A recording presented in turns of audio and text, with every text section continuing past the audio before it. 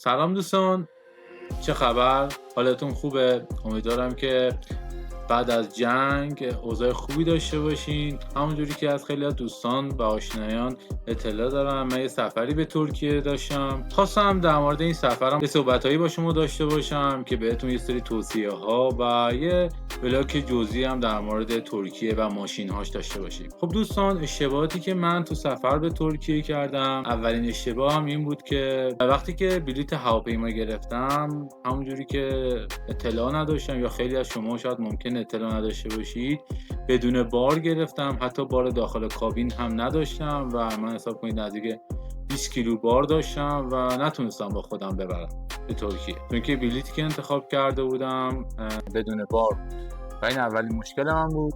دومین مشکل من این بود که ترکیه 2 فرودگاه داره، یه فرودگاه طبیعی‌ها، یه فرودگاه جدید داره چون شرق استانبول و اونی که غرب استانبول هستش و من طبیعی‌ها رو انتخاب کرده بودم و زمانی هم که از هواپیما اومدم پایین دیدم باید نزدیک 3000 لیره، یعنی پولمون نزدیک 7-8 میلیون تومان باید هزینه کنم تا برم اون سر استانبول. به خاطر همین اتوبوسم پیدا نکردم و فکری که به ذهنم رسید این بود که با مترو برم. مترو ترکیه هم خیلی داستان داره، ولی اونجا چون که یه مقدار ترکی بلد بودم، مردم کمک گرفتم، یه برنامه‌ای رو به معرفی کردن که تصویر دارید می‌بینید این برنامه رو.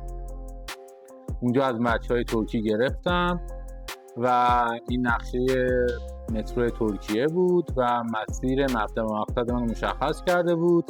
بعد از اون زمانی که وارد مترو شدم یه استانبول کارت گرفتم، 200 لیره زدم استانبول کارت گرفتم و این استانبول کارت رو شارژ کردم، آدرس پرسیدم و با کمک یه ذره سختی داشت ولی تونستم به مقصدم برسم با هزینه چیزی که گفتم 200,000 تومان کلا. البته با استانبول کارتم نزدیک 700,000 تومان من رسیدم به مقصدم که اگر با تاکسی میخواستم برم چیزی حدود 7-8 میلیون برای من این هزینه آب می‌شد. صحبت‌های دوستانه هم داشتم باهاتون در مورد جنگ. ببخشید که حالا این چند وقته نتونستم فیلمی بارگذاری کنم. این فیلم رو قرار بود من دیگه 20 روز پیش من بارگذاری کنم، اما با توجه به مشکلاتی که تو جنگ داشتیم، یه ذره دلخوره، استرس، خیلی از همکارا حالا اونایی که کار فضای مجازی دارن انجام میدن، دارن کار اینترنتی انجام میدن، این مشکل رو راحت‌تر میتونن درک کنن و مورد استرس داشتیم، درگیری داشتیم، مشکلات نتی داشتیم. بعد از جنگ حالا مشکلات نتی و حالا پیتر شکن و این مسائل هر جا دیگه فکرمون به هم ریخته بود، نتونستیم حالا ویدیو خوبی بارگذاری کنیم. ازتون عذر میخوام و اینکه ازتون یه خواهشی دارم، سعی کنید که حالا این ویدیو رو تا آخر مشاهده کنید، چون که خودتون بهتر میدونید یه ذره بحث یوتیوب یه ذره ضعیف شده ویوها و دوستان با حمایت کردنتون یه مقدار به ما کمک کنید که ما ویوهامون بیشتر بشه.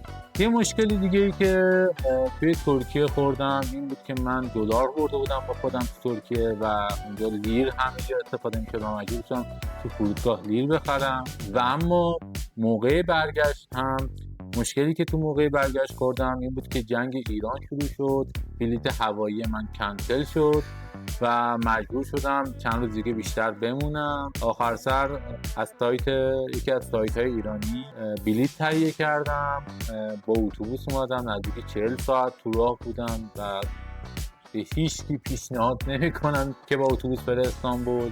خیلی کار سخت و طاقت فرساییه، خیلی آدم اذیت میشه، مخصوصا برای کسایی که تجربه سفر با اتوبوس رو ندارن و نزدیک ما 40 ساعت فقط نشسته بودیم. ولی حالا خدا رو شکر تو مرز و این برنامه ما رو زیاد اذیت نکردن، ولی خب در کل اجمعین خیلی ما تو این قضیه اذیت شد. دوستان یکی از حالا نکته‌هایی که می‌خواستم بهتون بگم اینه که اصلا به فکر خرید از ترکیه مثلا لوازم برقی جانبی اینا نباشی، چون که قیمتاش حتی از ایران هم بالاتره.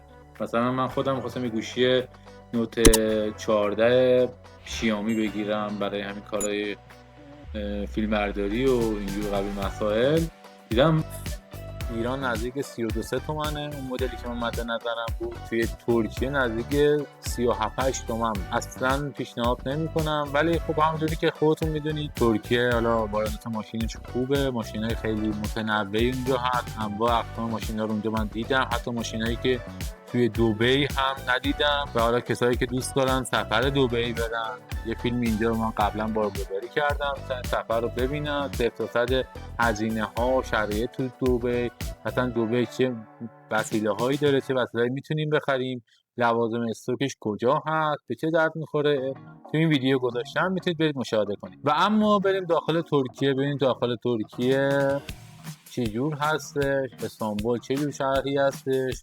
یه مقدار در مورد استانبول حالا من فیلم گرفتم براتون میذارم، میتونید این فیلم رو نگاه کنید. سوالی اگه دارید میتونید تو کامنت ها ازم بپرسید.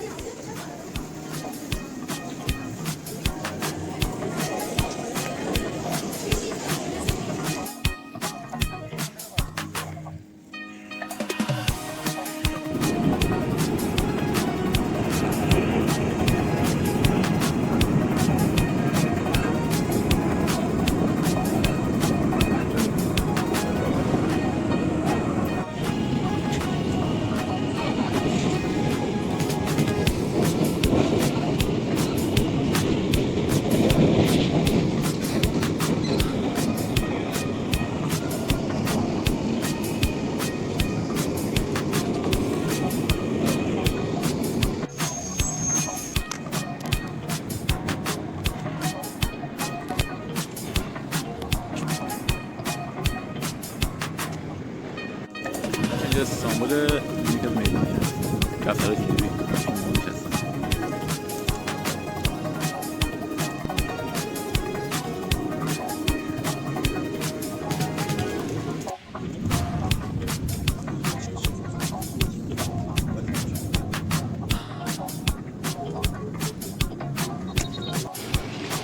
ترکیه از نظر اقتصادی کشوری یک مقدار از ما بهتره و خب گرونی تو اون کشور هم مثل کشور ما بیداد میکنه. به نظر من تنها فرقش با ایران اینه که یکی از مهمترین فرق بحث حجابی هست که هر کی هر چی دوست داره میپوشه.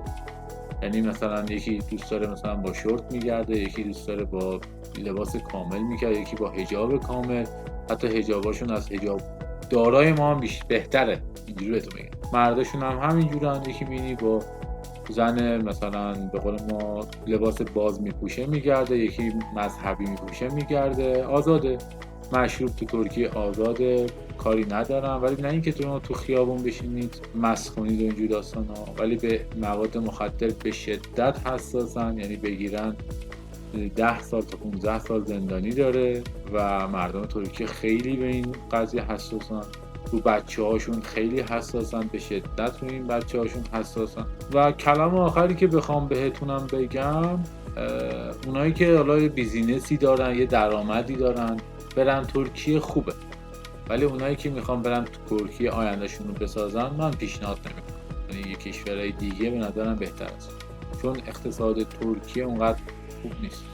یعنی شما تو ترکیه کار درآمدت خوب نباشه، بخوای کارگری کنی، بخوای رستوران وایسی اینجور کارا رو انجام بدی، در حد اینکه شکمتو سیر کنی، یه جایی برای خواب داشته باشی، هزینه هاتو بدی، پول اینترنت رو بدی، به زور بتونی اینا رو بدی.